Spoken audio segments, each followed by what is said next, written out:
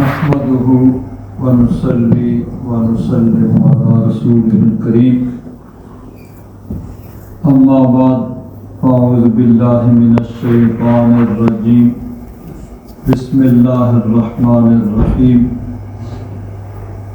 إن الأبرار يشربون من كأس كان مزاجها كافورا عين يشرب بها عباد الله يفجرونها تفجيرا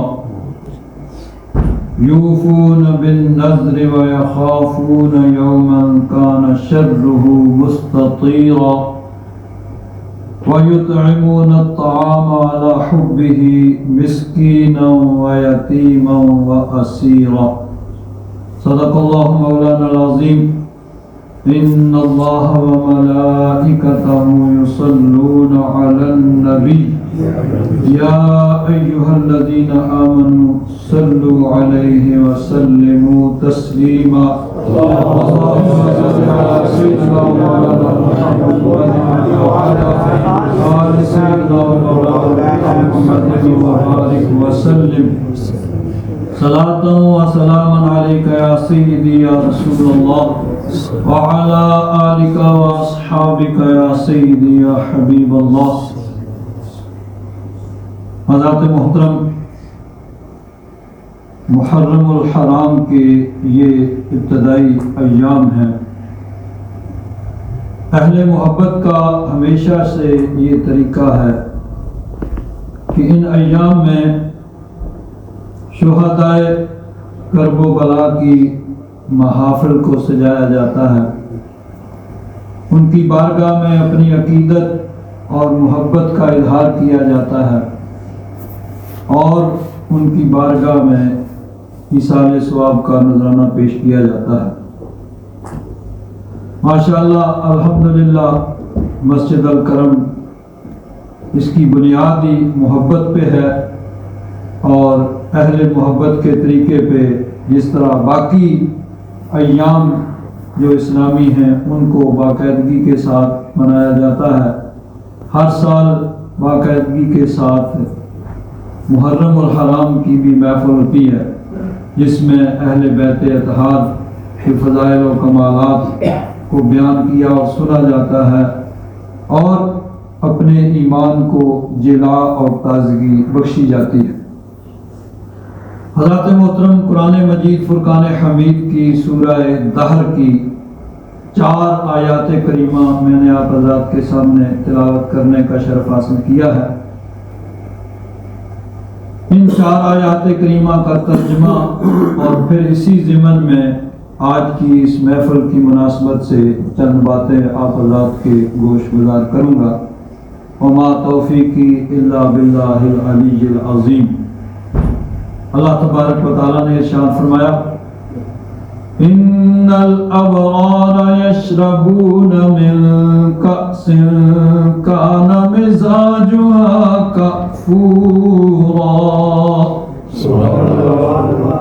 ابرار، بر ان کی جمع ہے ابرار، نیک لوگ.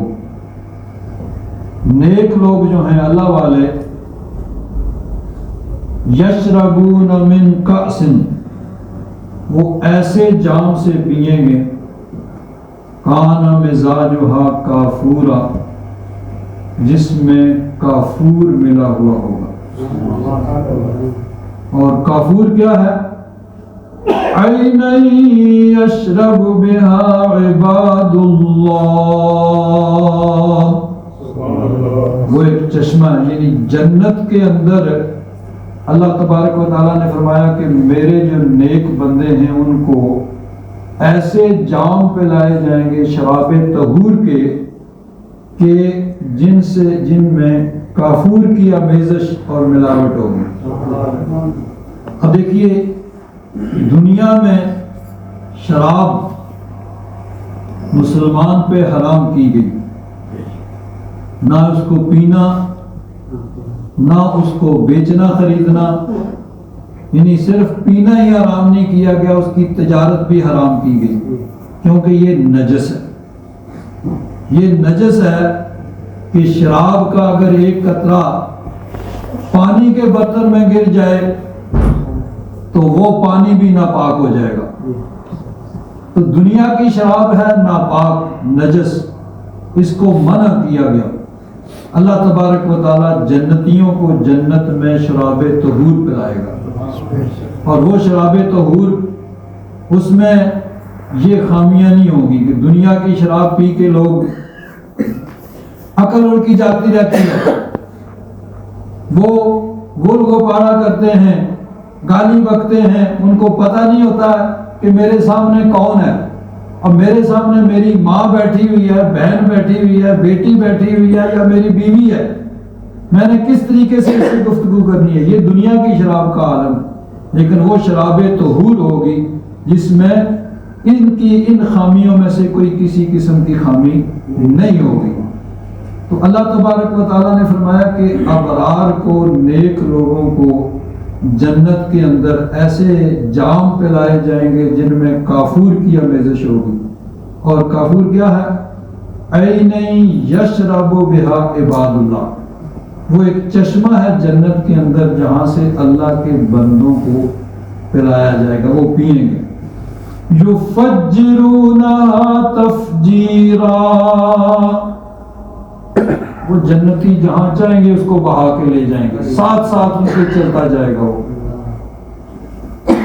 اور آگے فرمایا ابرار، پھر ان کی اللہ تبارک و تعالیٰ نے وضاحت فرمائی کہ ابرار کی خوبیاں کیا ہیں۔ فرمایا یوفون بالنذر، ابرار وہ لوگ ہیں، نیک لوگ کون سے ہیں؟ جو اپنی نظر کو پورا کرتے ہیں، جو اپنی منت کو پورا کرتے ہیں۔ ایک ہوتی ہے عبادت جو اللہ تبارک و تعالیٰ کی طرف سے ہم پر لازم اور واجب اور فرض کی گئی، نماز پنجگانہ ہر عاقل بالغ مسلمان پہ فرض ہے، رمضان شریف کے روزے ہر عاقل بالغ مسلمان پہ فرض ہیں، زکوٰۃ ہر عاقل بالغ صاحب نصاب مسلمان پہ فرض ہے، حج ہر عاقل بالغ صاحب استطاعت مسلمان پہ زندگی میں ایک مرتبہ فرض ہے۔ یہ ہیں وہ عبادات جو اللہ تبارک و تعالیٰ کی طرف سے لازم کی گئی۔ ایک وہ عبادت ہوتی ہے جو ہے تو عبادت کا کام لیکن لازم نہیں ہے، انسان اپنے طور پر اس کو اپنے اوپر لازم کر لیتا ہے۔ مثلا زور کے 4 فرض ضروری ہیں، اسی طرح زور سے پہلے 4 سنت مؤکدہ ہیں، بعد میں 2 سنت مؤکدہ ہیں۔ فرض اگر کوئی نہیں پڑھے گا تو اس کے ذمہ ضروری ہے، اس نے نماز قضا کی، اللہ تعالیٰ کی نافرمانی کی ہے، قضا ہو گئی تو اس کی قضا ضروری ہے، اور ساتھ توبہ استغفار بھی ضروری ہے۔ سنت مؤکدہ بلا وجہ بغیر کسی مجبوری کے نہیں چھوڑ سکتے، اگر بغیر کسی مجبوری کے سنت مؤکدہ کو چھوڑیں گے تو اس کے بارے میں بھی باز پرس ہوگی۔ اب اس کے بعد زور سے لے کر عصر تک نفل انسان پڑھے، ثواب کا کام ہے لیکن ضروری نہیں ہے۔ لیکن کوئی کہے کہ میں ظہر کے بعد 4 رکعت نفل پڑھوں گا، اس نے اپنے اوپر خود یہ عبادت لازم کر لی، اس کو کہتے ہیں نظر اور منت۔ یہ کسی بھی صورت میں ہو سکتی ہے، نماز کی صورت میں، روزے کی صورت میں، صدقہ کی صورت میں، کسی بھی صورت میں یہ منت ہو سکتی ہے۔ کوئی بھی نیکی کا کام اس کی منت انسان مان سکتا ہے۔ اللہ تعالیٰ نے فرمایا کہ وہ جب منت کوئی نظر مانتے ہیں تو اس کو پھر پورا کرتے ہیں۔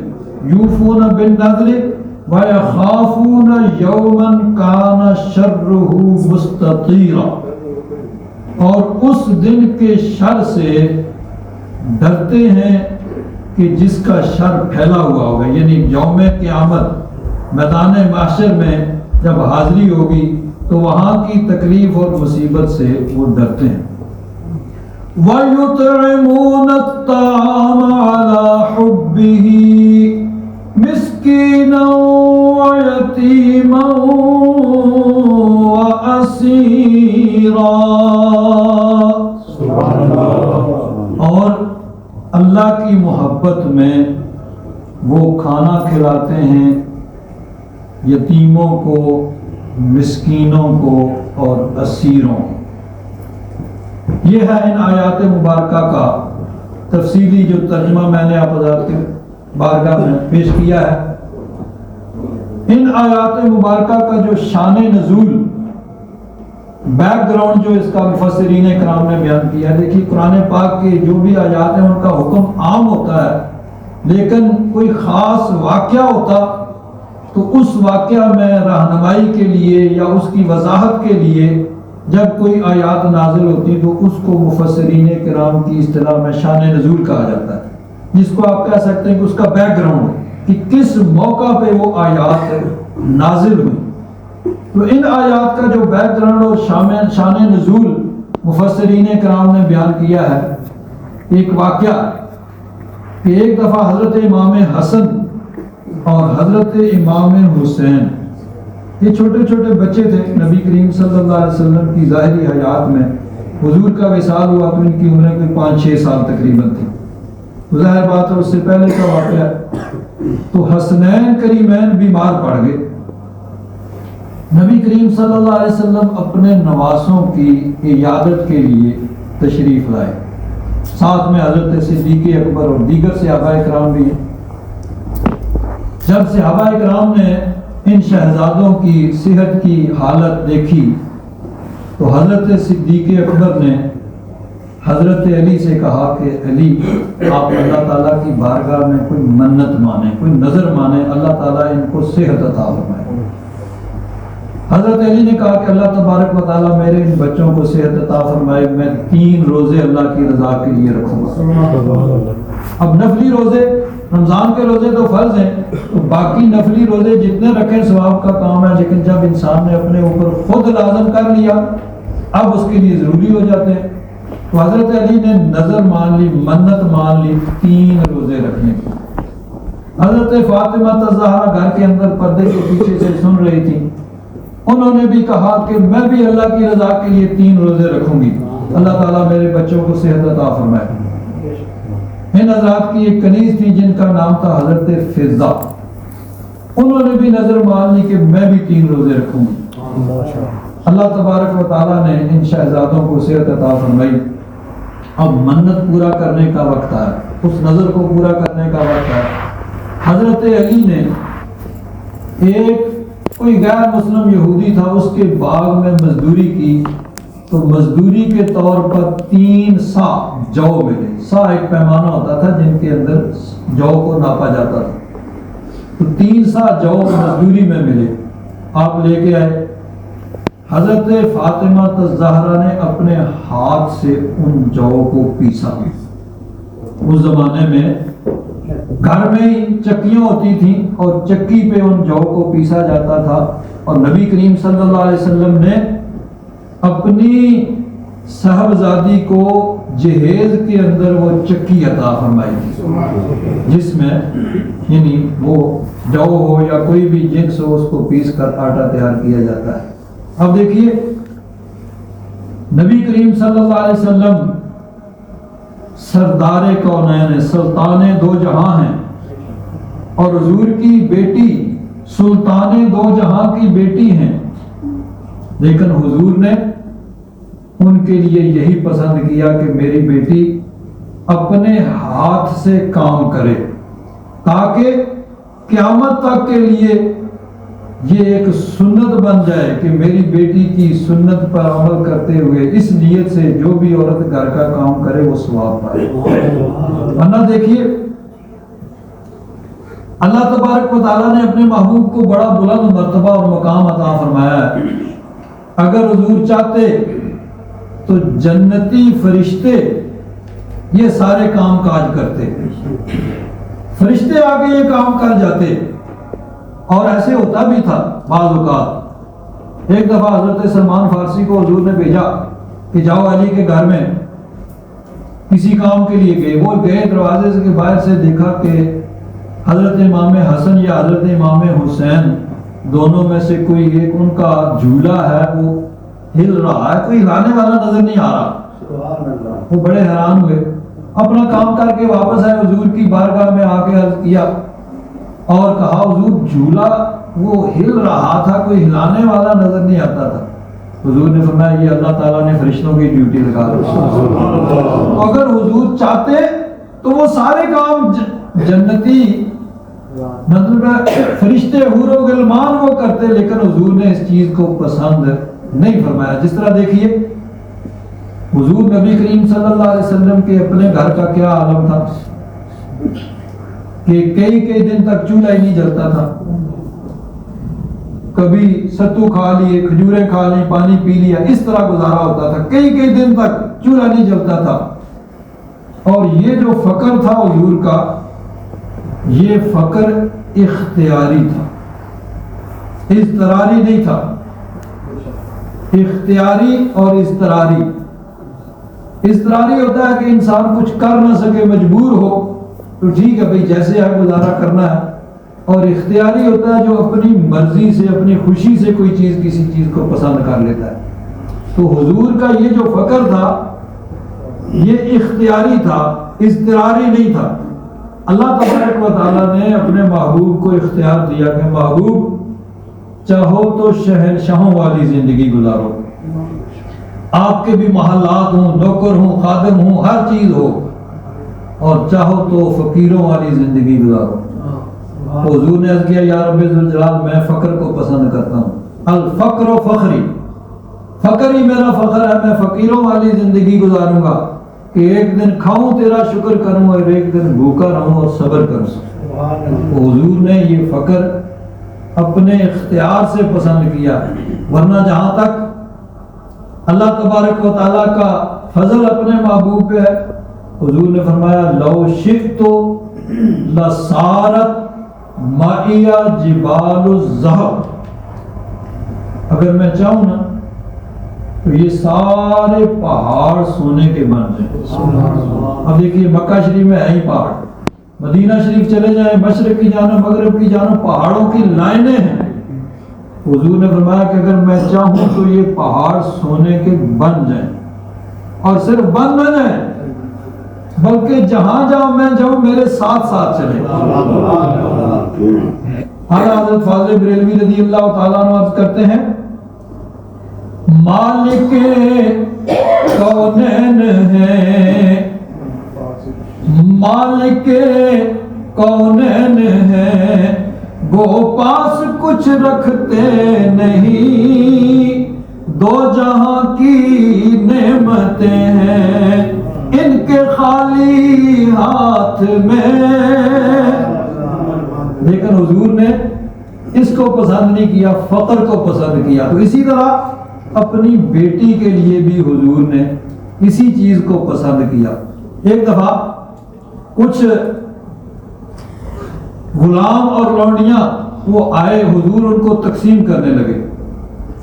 تو کسی نے حضرت فاطمہ الزہرا سے، یا حضرت علی نے بعض روایات میں کہ حضرت علی نے حضرت فاطمہ الزہرا سے کہا حضور کے پاس بہت سے لونڈیاں غلام آئے ہیں، جاؤ تم بھی ایک کنیز مانگ کے لے آؤ، تمہارے گھر کا کام کاج اس میں بھی آسانی ہو جائے گی، کچھ میرا کام بھی آسان ہو جائے گا، باہر سے جو کام مجھے کرنے پڑتے ہیں.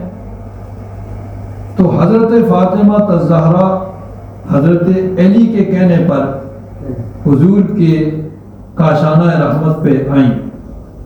اتفاق سے اس وقت نبی کریم صلی اللہ علیہ وسلم گھر میں موجود نہیں تھے. ام المومنین حضرت عائشہ صدیقہ تشریف فرما تھی، ان سے آنے کا مقصد کہا. ام المومنین نے فرمایا کہ ہاں سب کو حضور غلام اور لونڈیاں دے رہے ہیں، آپ کو بھی ملنی چاہیے، آپ کا بھی حق بنتا ہے سب کے برابر.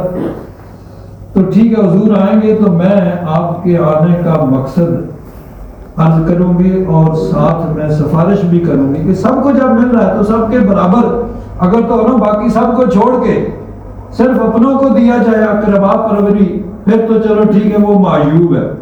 تو اگر سب کے برابر ہو، سب کو جب سب کو دیا جا رہا ہے بلا تفریق، تو پھر اگر اپنے کو بھی اس کے برابر دیا جائے تو یہ تو اقربا پروری میں نہیں آتا ہے، تو ملنا چاہیے. حضور تشریف لائے. ام المومنین حضرت عائشہ صدیقہ رضی اللہ تعالیٰ عنہ نے عرض کیا حضور آپ کی بیٹی تشریف لائی تھی اور اس مقصد کے لیے آئی تھی اور ان کو ملنے چاہیے، سب کو آپ غلام اور لونڈیاں دے رہے ہیں، ان کو بھی ملنا چاہیے. حضور رکے نہیں، بیٹھے نہیں، کھڑے کھڑے بات سنی اور واپس چلے گئے. حضرت علی کے گھر تشریف لے گئے اور عشاء کی نماز ہو چکی تھی. عشاء کی نماز کے بعد حضرت علی اور حضرت فاطمہ الزہرا اپنے بستروں پہ وہ لیٹ گئے تھے سونے کے لیے. حضور تشریف لائے اور ان کے درمیان میں، ظاہر بات ہے نیچے بستر لگے ہوں گے تو درمیان میں بیٹھ گئے. فرمایا تم اپنے بستروں پہ اسی طرح رہو. اور فرمایا بیٹی تم آج آئی تھی اور اس مقصد کے لیے آئی تھی؟ عرض کیا حضور ہاں میں اس لیے حاضر ہوئی تھی، آپ سے ملاقات نہیں ہو سکی. حضور نے فرمایا کہ کیا میں تمہیں اس سے بہتر نہ دے دوں؟ جو تم نے مانگا ہے اس سے بہتر تمہیں دے دوں. عرض کیا حضور عنایت فرمائیے.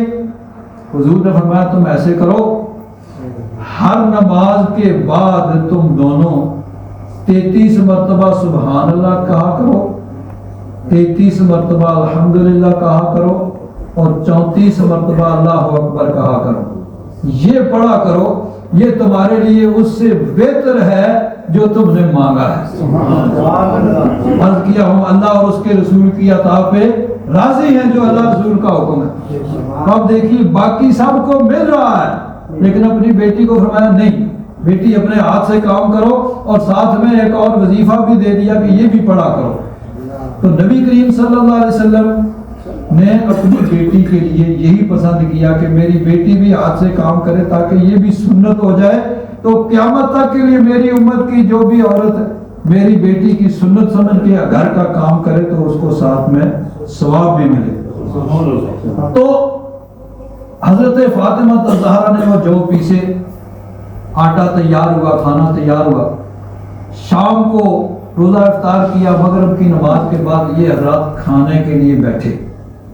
کھانے کے لیے بیٹھے تو دروازے پہ آواز آتی ہے یا اہل بیت رسول، یا اہل بیت رسول اللہ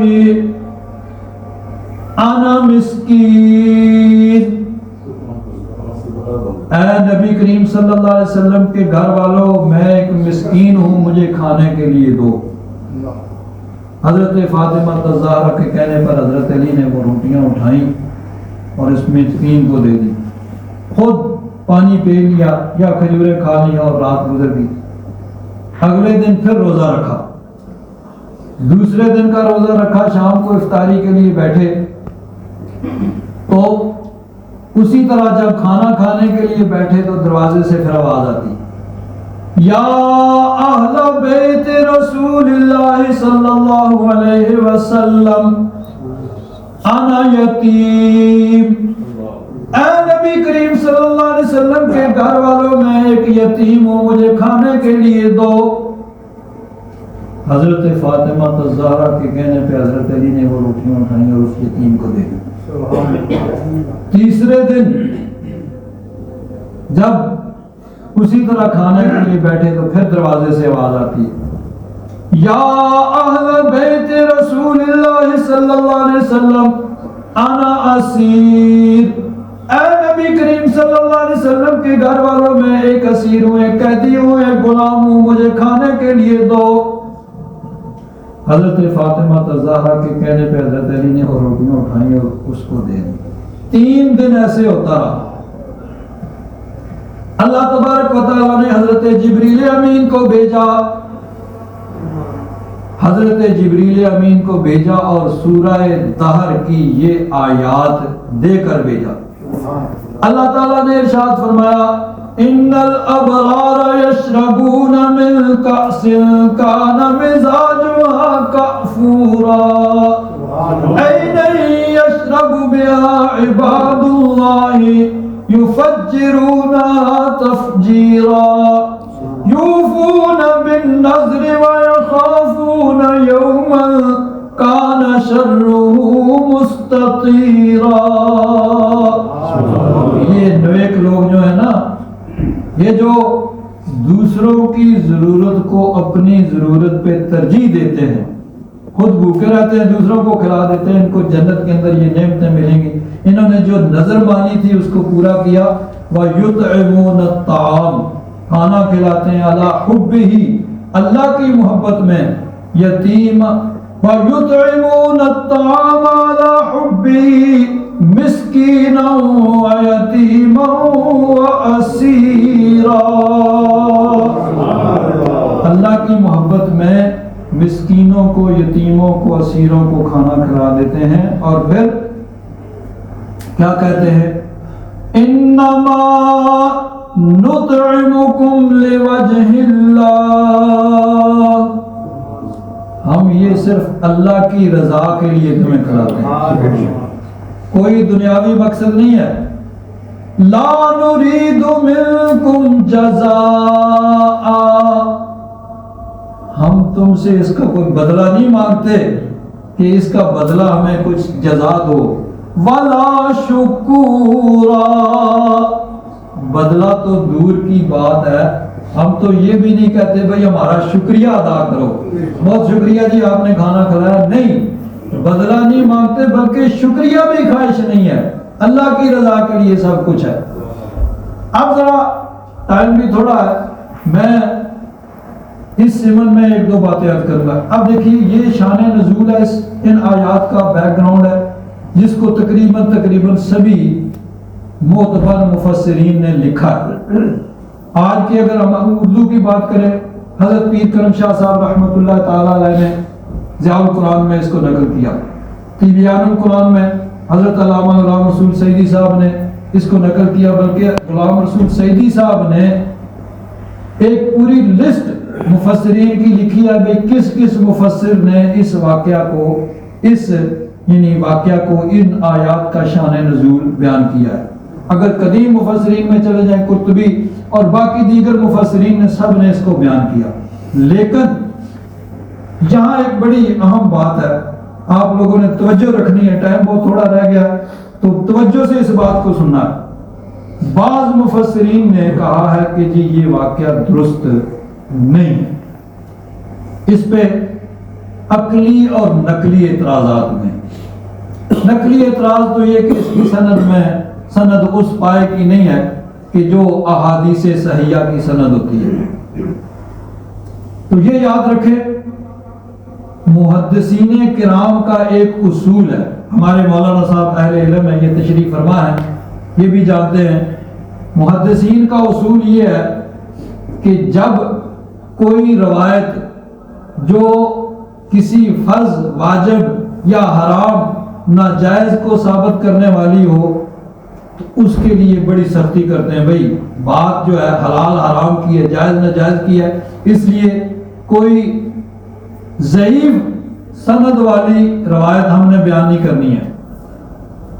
لیکن جب کوئی فضائل ہوں، جہاں عقیدے کا نہیں صرف فضائل کا تعلق ہے، تو محدثین کہتے ہیں اذا روینا فی الحلال والحرام شددنا وَإِذَا رَوَيْنَا فِي الْفَضَائِلِ تَسَاهَلْنَا، وہ کہتے ہیں جب حلال حرام جائز ناجائز کا معاملہ ہو تو پھر ہم سختی کرتے ہیں، بھائی حدیث دیکھ کے اس میں کوئی ضعیف راوی نہ ہو پھر بیان کرتے ہیں، لیکن جب فضائل کا معاملہ ہو تو پھر ہم نرمی کرتے ہیں، بھائی ٹھیک ہے بیان کر دو۔ تو ضعیف روایت بھی محدثین کے نزدیک فضائل کے اندر معتبر ہوتی ہے۔ تو یہ فضائل ہے، یہاں کوئی یعنی عقیدے کی بات نہیں ہے، فضائل کے اندر ہے۔ تو وہ اعتراض تو جو سند پہ ہے وہ تو کیا جی کہ محدثین کا طریقہ یہی ہے کہ وہ ضعیف روایت بھی فضائل میں بیان کر دیتے۔ جہاں تک عقلی جو اس پہ ایک تو آنا نقلی یعنی جو بیان کیا گیا اس پہ جو عقلی اعتراض یہ ہوتا ہے کہ دیکھیے حضور نبی کریم صلی اللہ علیہ وسلم کا ارشاد ہے الصدقۃ علی ظہر غنم،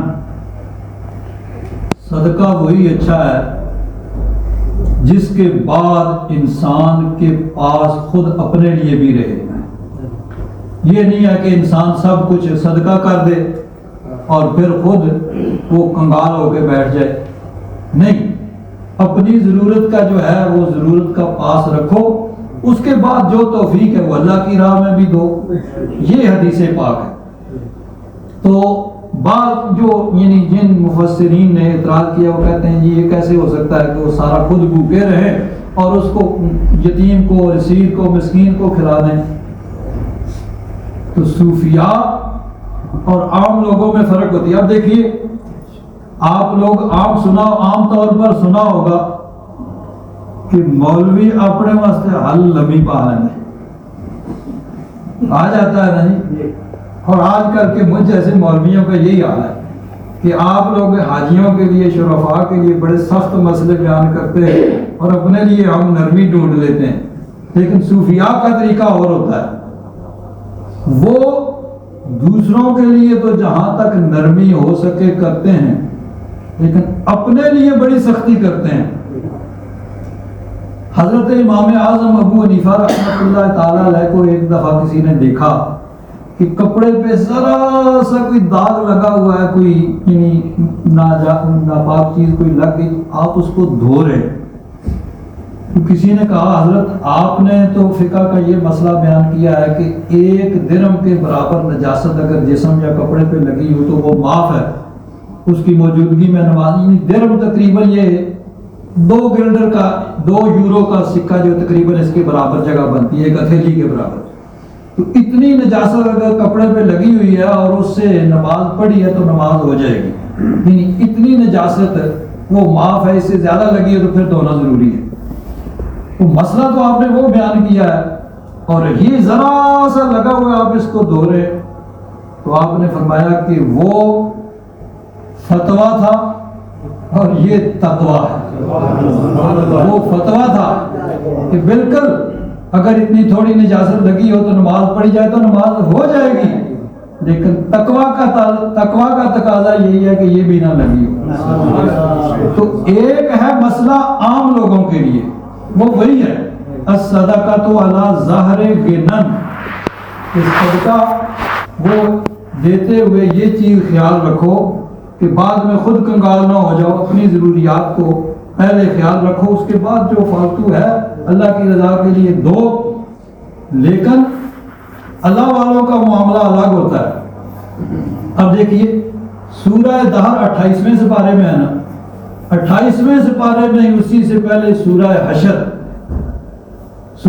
میں اللہ تبارک و تعالیٰ نے فرمایا وَيُؤْثِرُونَ عَلَىٰ أَنفُسِهِمْ وَلَوْ كَانَ بِهِمْ خَصَاصَةٌ, کہ میرے پیارے جو میرے نبی کے صحابی ہیں اور ان کے آگے قیامت تک جو ان کی اتباع کرنے والے ان کی شان کیا ہے, وہ دوسروں کو اپنے اوپر ترجیح دیتے ہیں اگرچہ خود ان کو شدید حاجت اور ضرورت ہو. اور اس کا بیک گراؤنڈ اور شان نزول علامہ صاحب جانتے ہیں. یہ بیان کیا مفسرین نے کہ ایک مرتبہ حضور کے پاس کوئی مہمان آیا, کہیں دور سے آئے تھے, انہوں نے کھانا کھانا تھا. حضور نے اپنے کاشانہ رحمت پہ پیغام بھیجا بھائی کسی گھر میں کوئی کھانے کی چیز ہو. تو میں نے ابھی عرض کیا کہ وہاں فقر تھا جو خود پسند کیا گیا تھا اختیاری. تو حضور کے حجروں سے یہی جواب آیا یہاں تو صرف پانی ہے کھانے کے لیے اور کچھ نہیں ہے. حضور نے صحابہ کرام کو فرمایا بھائی کون آج مہمانی کرے گا اس کی. ایک صحابی کھڑے ہوئے عرض کیا حضور یہ آپ کا مہمان ہے, میں اس کی میزبانی کروں گا. وہ صحابی اس کو اپنے گھر لے گئے, کہا یہ حضور کا مہمان ہے آج اس کی میزبانی کرنی ہے. تو بی بی صاحب میں نے کہا بھائی گھر میں تو تھوڑا سا بس وہی کھانا ہے جو بچوں نے کھانا ہے اور تو کچھ نہیں ہے. انہوں نے کہا چلو ایسے کرو بچوں کو بلاغ پڑا ان کو سلا دو, جب وہ سو جائے تو پھر جو کچھ کھانے کے لیے ہے وہ اس مہمان کے سامنے پیش کر دو کہ یہ حضور کا مہمان ہے. مہمان تو آتے ہی رہتے ہیں لیکن یہ حضور کا مہمان ہے. اور ایک اور کام کرنا کہ جب کھانے کے لیے بیٹھے نا تو تم اٹھ کے وہ چراغ کو درست کرنے کے بہانے اس کو بجھا دینا تاکہ مہمان یہ سمجھے کہ ہم بھی ساتھ میں کھا رہے ہیں اور وہ پیٹ بھر کے اچھی طرح کھا لے. پتہ نہیں بیچارہ کہاں سے آیا ہے, بھوکا ہے. وہ اسی طرح کیا, بچوں کو سلا دیا, خود بھی ساتھ بیٹھے مہمان کے, اور بیوی صاحبہ نے چراغ کو درست کرنے کے بہانے اس کو بجھا دیا. اندھیرا ہو گیا, بس وہ مہمان کھاتا رہا اور وہ ساتھ میں بیٹھے رہے, یہی ظاہر کرتے رہے کہ انہوں نے بھی کھایا. صبح حضور کی بارگاہ میں حاضر ہوئے. حضور نے ارشاد فرمایا کہ اللہ تعالیٰ نے یہ آیت نازل فرمائی وَيُؤْثِرُونَ عَلَىٰ أَنفُسِهِمْ وَلَوْ كَانَ بِهِمْ خَصَاصَةٌ، میرے پیاروں کی شان یہ ہے کہ وہ دوسروں کو اپنے اوپر ترجیح دیتے چاہے خود ان کو شدید حاجت ہو۔ اگر کوئی صحابی، سارے ہی صحابہ شان والے ہیں، اگر وہ یہ کرتے ہیں، خود بھی بھوکے رہتے ہیں، بچوں کو بھوکے رکھتے ہیں اور مہمان کو کھلاتے ہیں، تو اللہ تعالیٰ ان کی تعریف میں آیت نازل فرماتا ہے۔ تو اگر حضرت علی، حضرت فاطمہ الزہرا وہ یہی کام کریں، یتیم کو، اسیر کو، مسکین کو کھلا دے اور خود بھوکے رہ جائیں، تو ان کی آشان میں بھی آیت نازل ہو جائے، تو دیکھیے اس پہ کسی مفسر نے اعتراض نہیں کیا ہے، تو پھر وہی عقلی اعتراض اگر یہاں کیا جائے تو وہاں بھی ہونا چاہیے، تو جب وہاں نہیں ہے تو پھر یہاں بھی نہیں اعتراض ہونا چاہیے۔ تو عام آدمی کا مسئلہ اور ہوتا ہے، جو خاص اللہ والے ہیں ان کا معاملہ اور ہوتا ہے۔ اب دیکھیے الصدقۃ علی ظہر غنن، صدقہ وہی اچھا ہے کہ جس کے بعد خود آدمی کے پاس اپنے لیے رہے، یہ نہیں کہ خود کنگال ہو جائے۔ لیکن حضرت صدیق اکبر نے کیا کیا تھا، آپ حضرات سنتے رہتے ہیں، غزوہ تبوک کے موقع پہ حضرت فاروق اعظم فرماتے ہیں کہ اس وقت میرے پاس مال کافی تھا، میں نے سوچا کہ صدیق مجھ سے ہر معاملے میں آگے بڑھ جاتے ہیں، اگر کبھی میں ان سے آگے بڑھ سکتا ہوں تو آج موقع ہے، آج میرے پاس بڑا مال ہے۔ گھر گئے، گھر جتنا سامان تھا سارا مال و دولت دو حصے کیا، ایک گھر میں چھوڑا، ایک لیا حضور کی بارگاہ میں پیش کر دیا۔ حضور نے پوچھا گھر والوں کو کیا دیں، گھر والوں کے لیے کتنا چھوڑا ہے؟ کیا حضور آدھا گھر چھوڑ آیا ہوں، آدھا آپ کی بارگاہ میں پیش کیا۔ حضور نے دعا فرمائی، اتنی دیر میں ادھر سے حضرت صدیق اکبر آ رہے ہیں اور سر پہ انہوں نے ایک پنڈ بجکی باندھ کے رکھی ہوئی ہے اور آ رہے ہیں، اور سامان جو ہے وہ پکار پکار کے کہہ رہا ہے کہ جس گھر سے میں آیا ہوں اب اس گھر میں کچھ نہیں ہے۔ حضور نے فرمایا ما ابقیت لأہلک، اے صدیق گھر والوں کے لیے کیا چھوڑ کے آئے؟ تو کیا عرض کیا؟ ابقیت لہم اللہ ورسولہ، گھر میں تو اللہ رسول کا نام ہے، اللہ رسول کی رضا ہے، سامان جتنا تھا وہ سب کا سب آپ کی بارگاہ میں پیش کر دیا ہے۔ اب دیکھیے ہم ایک دفعہ سفر کر رہے تھے، ہمارے استاد محترم حضرت علامہ مولانا سید اسد صاحب بھی ساتھ تھے، اور ہمارے ایک بہت بڑے عالم پاکستان کے ہوئے مفتی محمد زین نعیمی صاحب لاہور میں جامعہ نعیمیہ کے وہ محتمم تھے، تو ہم فیصل آباد سے ان کو لینے کے لیے گئے تھے۔ فیصل آباد میں پروگرام تھا، یہ بڑی کچھ تقریباً 35 سال پہلے کی بات ہے، 30 سال تو مجھے یہاں ہو گئے نا۔ تو ہم واپس آ رہے تو یہی حضرت صدیق اکبر کے زمانہ وہ ایام تھے، اسی موضوع پہ تقریر تھی، تو مفتی صاحب نے ساتھ فرمایا، بہت بڑے عالم ان کے مدرسے تھے، وہ عبداللہ افغانی صاحب ان کا نام تھا، بہت بڑے مدرس اور بہت بڑے عالم تھے۔ ان سے پوچھا کہ حضرت یہ کیا جائز ہے کسی کے لیے کہ وہ گھر کا سارا سامان پیش کر دے؟ تو انہوں نے فرمایا کہ حضور ہمارے لیے یا کسی عام آدمی کے لیے تو یہ جائز اور درست نہیں ہے، لیکن اگر کسی کا معاملہ صدیق اکبر والا ہو اور گھر والے بھی ایسے ہی ہوں جیسے صدیق اکبر کے تھے، اس کے لیے جائز ہے، اور کسی کے لیے جائز نہیں ہے۔ اور کوئی گھر کا سارا سامان دے دے گا تو گھر میں آئے گا تو لڑائی پڑ جائے گی، بھائی سارا ادھر دیا اب ہم کیا کریں؟ تو عام آدمیوں کے لیے تو یہ درست نہیں ہوتا ہے، بلا شبہ صحیح ہے، لیکن جو اللہ والے ہوتے ہیں ان کا معاملہ بڑا الگ ہوتا ہے۔ تو جس طرح وہ صحابی انہوں نے خود بھوکے رہ کے، بچوں کو بھوکے رکھ کے مہمان کو کھلایا، تو اللہ تعالیٰ نے قرآن پاک میں ان کی تعریف کی۔ حضرت صدیق اکبر گھر کا سارا سامان لے کے آ گئے، تو نبی کریم صلی اللہ علیہ وسلم نے یہ نہیں فرمایا چلو اٹھاؤ اس کو لے جاؤ، گھر والوں کی ضرورتوں کو اس کے فالتو جو بچے لے آؤ، نہیں، جانتے تھے کہ عام آدمی کا معاملہ اور ہوتا ہے، خاص آدمیوں کا معاملہ اور ہوتا ہے۔ اب ایک اور بات عرض کروں، ٹائم تو چونکہ ختم ہو گیا ہے، لیکن بات محبت کی ہے۔ ایک حدیث پاک میں آتا ہے ذوالغبن، یعنی کسی سے ملنا ہو نا تو وقفہ ڈال کے ملنا چاہیے، ہر روز نہیں ملنا چاہیے۔ ہر روز ملنے سے کیا ہوتا ہے؟ محبت کم ہو جاتی ہے، اس لیے کچھ دن وقفہ ڈال کے ملنا چاہیے۔ یہ ہے ذوالغبن۔ اور اس کے راوی کون ہے؟ حضرت ابو ہریرہ۔ لیکن یہ فرمان حضور کا حضرت ابو ہریرہ کے لیے نہیں تھا یا صحابہ کرام کے لیے نہیں تھا، ہم جیسے جو بار بار ملے تو محبت کم ہو جاتی ہے ان کے لیے تھا۔ صحابہ کرام کا کیا عالم تھا؟ حضور کے غلام تھے، حضرت ثوبان حضور نے آزاد کیا، حضور کی بارگاہ میں رہتے تھے۔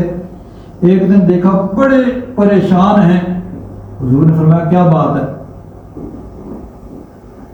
عرض کیا حضور یہاں تو آپ کی بارگاہ میں رہتا ہوں، ہر وقت آپ کی زیارت ہوتی ہے، تو جنت میں اگر اللہ تعالیٰ نے مہربانی کی جنت عطا فرما بھی دی تو آپ تو جنت کے بلند مقام پہ ہوں گے اور ہم کسی جنت کے نچلے حصے میں ہوں گے، تو وہاں آپ کی زیارت کیسے ہوگی؟ بس یہ جو ہے نا یہ غم کھائے جا رہا ہے۔ تو اللہ تعالیٰ نے پھر ان کی تسلی فرمائی کہ جو میرے محبوب کے سچے غلام ہوں گے ان کو وہاں بھی غلامی ملے گی۔ تو حضرت ابو ہریرہ رضی اللہ تعالیٰ عنہ بار بار روزانہ حاضر ہوتے تھے اور رات کاٹنا مشکل ہوتی تھی کہ صبح حضور کی بارگاہ میں جائیں۔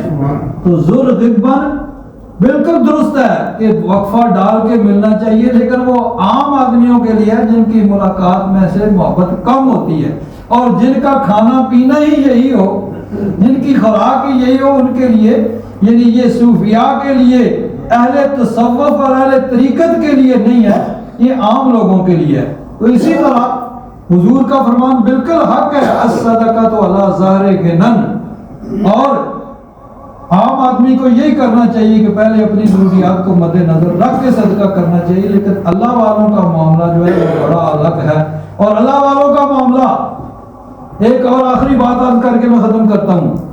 اب دیکھیے ہم پہ کوئی تکلیف مصیبت آتی ہے تو ہمارے لیے کیا حکم ہے کہ ہم اس تکلیف مصیبت کو دور کرنے کی کوشش کریں، جو بھی جائز ذریعہ ہو اس کو بروئے کار کرتے ہوئے اس تکلیف مصیبت کو دور کرنے کی کوشش کریں۔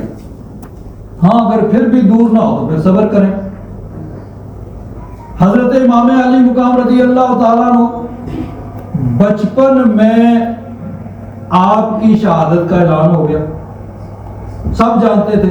حضرت عبداللہ بن عباس فرماتے ہیں کہ ہم اہل بیت اطہار کو یقین تھا کہ حضرت امام حسین کی شہادت ہوگی، لیکن کسی حدیث میں ہے کہ دعا کی ہو کہ یا رب ذوالجلال یہ مصیبت نہ آئے۔ ہاں یہ دعا کی اللہم آت الحسین صبرا و اجرا، کہ یا رب ذوالجلال میرے نواسے حسین کو صبر عطا فرمانا اور اس پہ اجر عطا فرمانا۔ تو یہ نہیں دعا کی کہ یہ آئے نہ، کیوں؟ وہ سب راضی بے رضا کے مقام پہ فائز تھے۔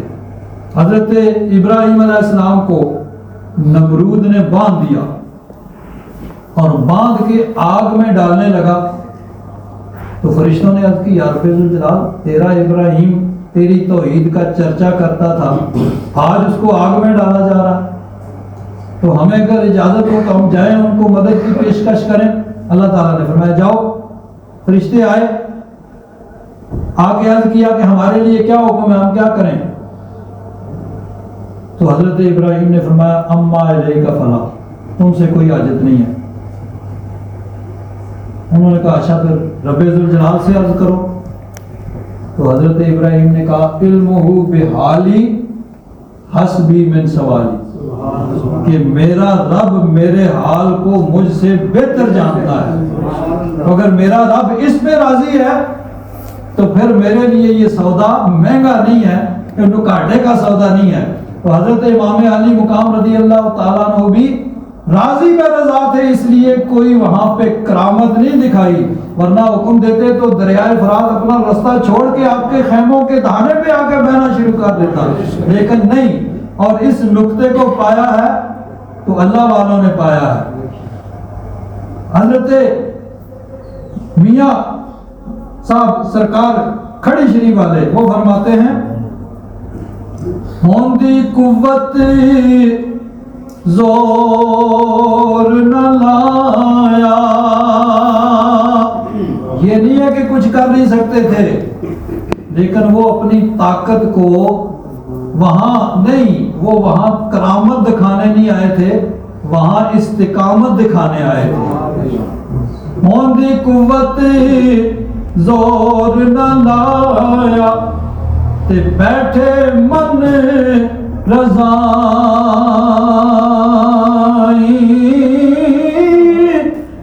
تے دنیا تو دریائے چلے، دین دنی دے سائی۔